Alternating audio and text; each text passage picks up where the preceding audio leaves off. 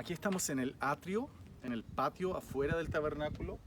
Esto es el altar de bronce donde se hacían todos los sacrificios. Todos los sacrificios se hacían aquí y los sacerdotes tomaban los animales de la gente y los traían. ¿Me puedes seguir por acá? Los traían acá y ponían aquí todos los animales para el holocausto, el sacrificio. Y aquí se quemaban y salía obviamente todo el humo hacia arriba.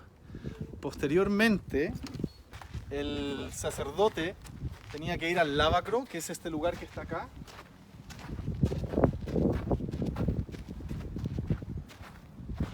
Aquí ellos se lavaban las manos y los pies. Aquí se lavaban las manos y los pies. Y luego podían entrar a ministrar al lugar santo, que es donde vamos a ir ahora a mirar. Síganme por favor al lugar santo.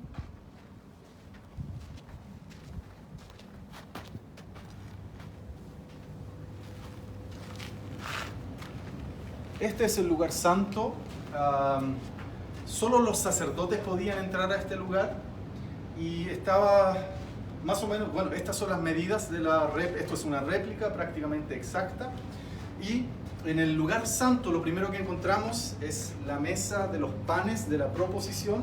Podríamos detenernos en cada uno de estos detalles y estar horas conversando porque todo esto tiene un simbolismo muy muy profundo, pero solo por ahora, por no hacer un video tan largo, quiero decir que todos estos símbolos apuntan a Jesucristo.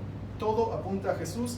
Esto era hecho con madera de acacia y recubierto en oro, como la mayoría de los utensilios aquí adentro.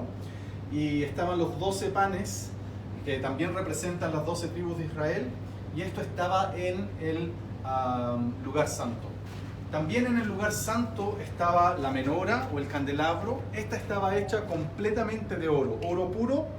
Y aquí estaban las llamas de la menora, del candelabro, que son lámparas de aceite.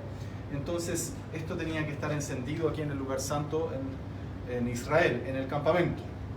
Luego, por último, el tercer elemento importante que tenemos en el lugar santo es el altar de incienso. Aquí el sacerdote, con todos estos utensilios, quemaba el incienso. Pueden ver acá, molía seguramente todo, con estas cositas así. Entonces trabajaba el incienso probablemente aquí con estas palas y cosas, lo manipulaba y luego aquí había fuego y lo encendían. Entonces aquí salía todo el incienso que llenaba este lugar y era un aroma dulce y un aroma agradable en este lugar. ¿Por qué estas esquinas están rojas? Porque en el día de Yom Kippur, en el día del perdón, que era una sola vez al año, el sumo sacerdote ungía todos los utensilios con la sangre de los sacrificios que estaban allá afuera. Antes de pasar a un lugar muy importante, que es el que está detrás de esta cortina, que es el lugar santísimo, les quiero presentar a los sacerdotes, ¿ok? Los sacerdotes venían primero que todo de la tribu de Leví. Recuerden que Israel tiene 12 tribus, una de esas tribus es la tribu de Leví y de ellos venían los sacerdotes. Representa a uno de los que viene de esa tribu y se vestían de esta manera.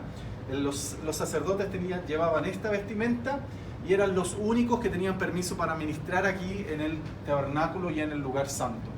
Pero dentro del linaje de los sacerdotes hay otro linaje que es el que viene de Aarón y ellos eran los sumos sacerdotes.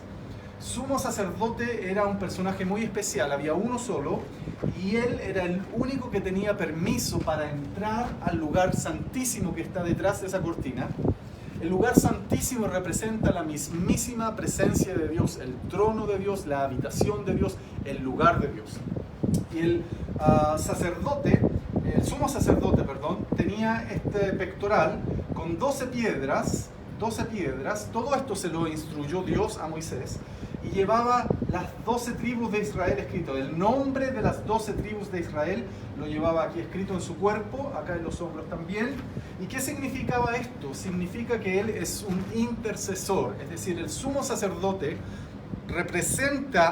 para el pueblo representa a Dios, pero cuando viene a presentarse ante Dios representa al pueblo. ¿Se entiende? Es un mediador, es una figura que está entre Dios y el pueblo y los hombres.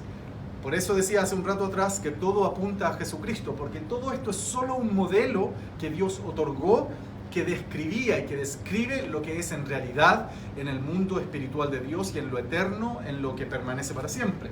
Jesús entonces es nuestro sumo sacerdote y lo dice también el libro de los Hebreos. Este hombre, el sumo sacerdote, también tenía aquí en su frente esto que quiere decir santidad a Dios, santidad al Señor, o también podríamos traducirlo como apartado para Dios, separado para Dios, o le pertenezco a Dios, algo que es sagrado, apartado para el Señor. Esta era la vestimenta del sumo sacerdote. Ahí abajo tenía unas campanitas que cuando el sumo sacerdote caminaba, se escuchaba y se sabía que el sumo sacerdote estaba caminando. Como dije antes, él era el único que una sola vez al año, en el día del perdón, en el día de Yom Kippur, él podía entrar por esta cortina, era el único que tenía permiso para entrar, y él venía acá a lo que conocemos como el lugar santísimo. Y en el lugar santísimo, que era de estas medidas, en el lugar santísimo estaba el arca del pacto. El arca del pacto era también hecha de madera de acacia, recubierta en oro. Y dentro del arca, porque esto es una tapa, una cubierta, estaban también las tablas de la ley y la vara de Aarón, etcétera, y cosas que podemos aprender más si estudiamos el Pentateuco, los primeros 5 libros de la Biblia, o la Torá, como es el nombre correcto. Los querubines que estaban sobre el arca y el sumo sacerdote, les recuerdo, todo esto lo recibió Moisés en el monte Sinaí como un diseño de Dios. Dios le mostró y le habló y le enseñó cómo tenía que construir el tabernáculo.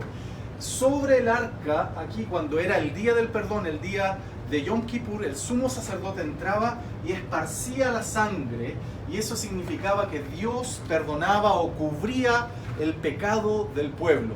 Entonces podemos ver en todo esto el simbolismo de Jesucristo. Todo apunta al Señor Jesús como aquel que entregó su sangre por nosotros para pagar por nuestro pecado, pagar por nuestra maldad y cubrirnos y librarnos y abrirnos la puerta para entrar a la presencia de Dios. Ok, vamos a ir al lugar santo ahora. Podemos mirar, dar una vuelta pequeñita para que más o menos se imaginen desde allá cómo era este lugar. No es un lugar tan grande, sino que es una sala de unos cuantos metros.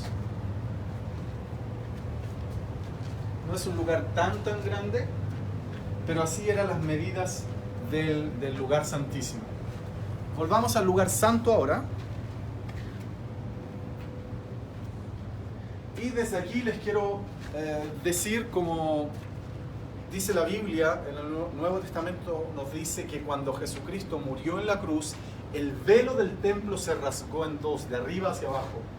Se rasgó, y el lugar santísimo, que hasta ese día solo el sumo sacerdote podía entrar y ver lo que ahí estaba y estar en el arca y en la presencia de Dios, ese lugar santísimo ahora tiene un camino y una puerta abierta, y ese camino es Jesús.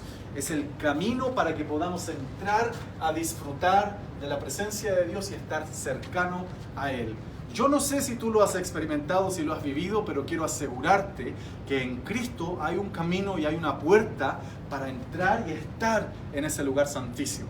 Si nunca has estado allí, te invito a buscar al Señor y a través de Jesucristo poder disfrutar de lo que es estar en la mismísima presencia de Dios. Ok, esto es entonces el lugar santo y el lugar santísimo. Todo apunta a Jesucristo. Y quiero llevarlos afuera entonces ya para terminar el video. Vamos a salir del lugar santo al atrio, al patio exterior. Y vamos a dar una vuelta por todo el tabernáculo, ¿ok? Síganme. Vamos a dar una vuelta. Les recuerdo, acá está el altar de bronce donde se hacían los sacrificios, la fuente, el lavacro. Y vamos a dar una vuelta a todo el tabernáculo para que más o menos se hagan una idea cómo era y cómo se veía, qué tan grande, qué dimensiones tenía. Este modelo está diseñado de acuerdo a lo que Dios le manda a Moisés en el libro de Éxodo. Ahí están todas las indicaciones de qué materiales, de qué colores, etc. Y se ha tratado de hacer de la manera más exacta posible. Algunos materiales seguro no pudieron conseguirlos porque no era fácil, pero los colores se han preocupado de tenerlos, la manera como está la reja o lo que protege, ¿cierto?, el borde del tabernáculo, la manera como están las estacas y todo eso es aproximadamente una copia exacta de lo que fue el tabernáculo de reunión que Dios le dio a Moisés en el monte del Sinaí. Vamos a dar la vuelta entera entonces para que, vuelvo, insisto, puedan tener más o menos una percepción de lo que es el tabernáculo, de lo que era el tabernáculo en cuanto a dimensiones, a colores y lo que ellos tenían que vivir. Esto era lo que ellos transportaban por el desierto cuando el Señor, cuando la nube se salía de aquí y subía, porque había una nube encima del tabernáculo, la nube de Dios, de la presencia de Dios. En la noche era una columna de fuego. Cuando el Señor, en esos 40 años que ellos estuvieron en el desierto, cuando el Señor quería moverlos del lugar, esa nube subía y se movía del lugar. Entonces todos los sacerdotes, todos los de la tribu de Leví estaban organizados de tal manera que cada grupo era responsable, por familias, eran responsables de desarmar y de preparar esto y transportar. El tabernáculo es móvil, es decir, ellos podían llevarlo por todas partes. Y esa es la manera como ellos estuvieron entonces haciendo el tabernáculo de Moisés aquí en el desierto. Muchas gracias. Chao, chao.